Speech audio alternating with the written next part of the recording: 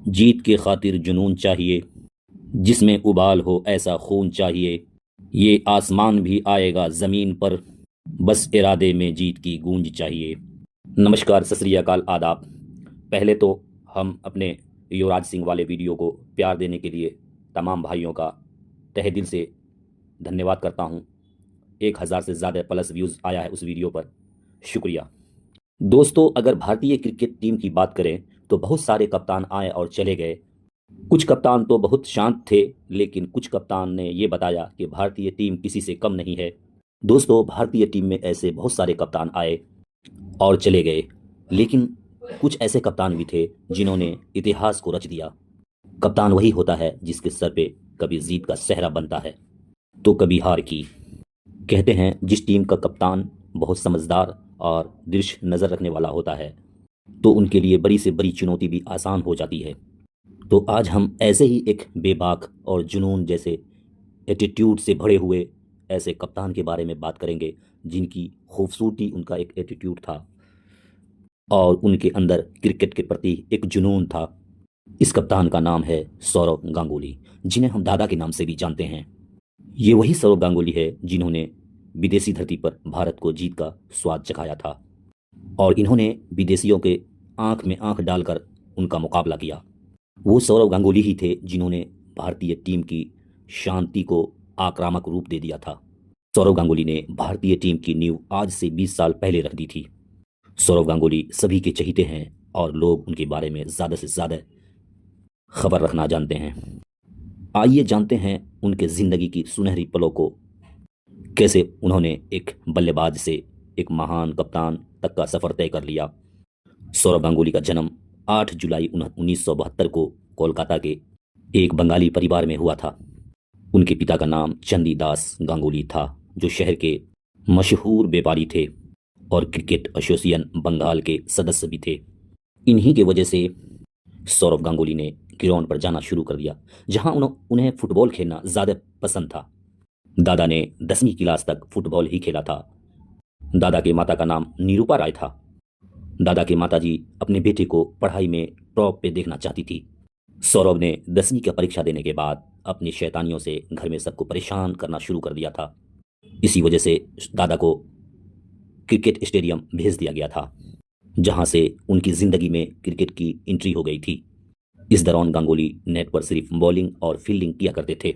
वो केवल अपनी छुट्टियां बिताने के लिए क्रिकेट खेल रहे थे, लेकिन उनकी किस्मत में कुछ और ही लिखा था। साल 1987 में जब बंगाल टाइफाइड की मार चल रहा था, तब एक मैच में बंगाल के 7 खिलाड़ी को टाइफाइड की बीमारी हो गई थी। तो कोच के कहने पर सौरभ को टीम में ले लिया गया था। गांगुली ने उस मैच में शतक बनाए थे और टीम को जीत दिला दी। अब सौरभ को क्रिकेट खेलना अच्छा लगने लगा था और उन्होंने कई मैचों में हिस्सा लिया था। साल 1989 रणजी फाइनल हुआ था, जिसमें सौरव गांगुली को रणजी डेब्यू करने का मौका मिल गया था। उसके बाद अगले 3 साल तक दादा की ज़िंदगी में काफ़ी उतार चढ़ाव भरी लाइफ थी। 1991 में दादा को भारतीय टीम में दक्षिण अफ्रीका के विरुद्ध शामिल कर लिया गया था। उस मैच में दादा डेब्यू किए थे। हालांकि सौरभ को तब खेलने का मौका नहीं मिला था, लेकिन चयनकर्ताओं ने उन्हें ऑस्ट्रेलिया जाने वाली टीम में शामिल कर लिया था, क्योंकि चयनकर्ताओं को उनके अंदर एक बड़ा सितारा नज़र आ रहा था। साल 1992 का वो दौरा 4 महीने का था, लेकिन सौरभ को पर्याप्त मौके नहीं मिले थे। उन्हें केवल नेट पर ही बॉलिंग करने का मौका मिला था। आलम यह था कि सौरभ को जब डेब्यू करने का बारी आई तो उन्होंने महीनों बाद बल्लेबाजी की। 11 जनवरी 1992 के दिन वेस्टइंडीज़ के खिलाफ उन्हें डेब्यू करने का मौका मिल गया। हालांकि मैच उनके लिए काफ़ी साधारण रहा था, क्योंकि उसमें उन्होंने केवल 3 ही रन बनाए थे और आउट हो गए थे। दादा को एक मैच बाद ही उन्हें टीम से बाहर कर दिया गया था और भारत भेज दिया गया। इस दौरान उन पर कई तरह के आरोप लगाए गए थे, जिसमें कुछ महीनों के लिए सौरभ की छवि भी खराब हो गई थी। तब उनकी उम्र केवल 22 साल की थी। अब तक उनकी किस्मत ने उनका साथ दिया था, मेहनत कुछ खास नहीं किए थे। लेकिन 1992 में ऑस्ट्रेलिया के विरुद्ध जो उन्हें ठोकर लगी थी, उन्हें वो ठोकर कमज़ोर नहीं होने दिया, जबकि उन्हें देश के लिए खेलने के लिए और प्रोत्साहित किया और मजबूत किया। उस दौरान दादा 6 घंटे नेट में प्रैक्टिस किया करते थे। उस मेहनत का फल 1994, 95, 96 रणजी में मिला। जिस रणजी ट्रॉफी में दादा ने धूम मचाकर रख दिया था। ये सिलसिला अगले साल तक चलता रहा और फिर से उन्हें इंग्लैंड जाने वाली टीम में शामिल किया गया था। जहां इंग्लैंड में एक तरफ इंग्लैंड के बल्लेबाज रनों के लिए तरस रहे थे, उसी पिच पर दादा ने 62 रनों की पारी खेल दी थी।